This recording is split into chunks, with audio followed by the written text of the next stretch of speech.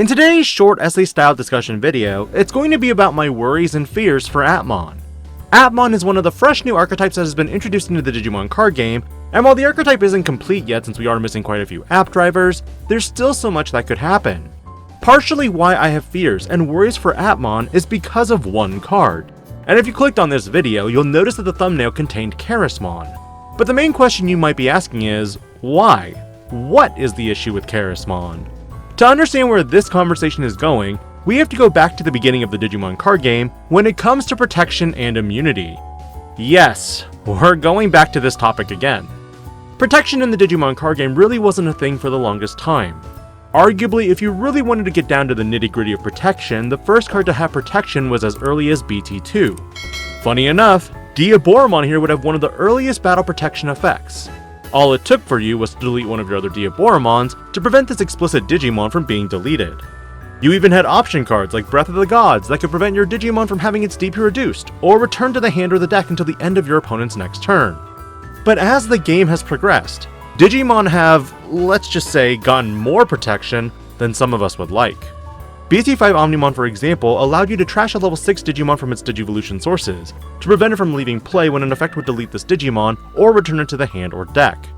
And with the arrival of BT9, the whole card game would change with several entities who would provide Digivolution source-based protection in the form of Greymon X, Garurumon X, Metal Greymon Alterous mode, and Were-Garurumon Sagittarius mode.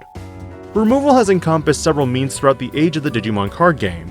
You could have spot removal in the form of deletion without any conditions, battle position, or play cost.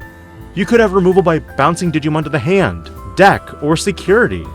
You can delete Digimon by game mechanic with DP reduction, or at the present, the best form of removal is de-digivolving.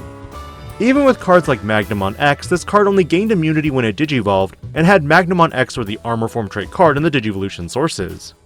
Frankly, when it came to Digimon immunity, most of the time there was some way to counteract said immunity. In almost, if not all these cases, stripping the source was fairly easy in some decks, especially if they were blue.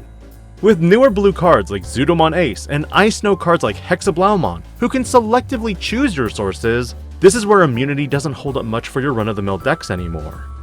Even though there is some argument that immunity is even harder with Magnamon X, if you happen to have a level 6 in play, even a Paladin mode Ace can strip that source on the declaration of an attack. But when it comes to Appmon, there are two major issues with having protection from leaving the battlefield. The first issue is that charismon's protection is from generically anything, whether it be bounce, deletion, or even battle.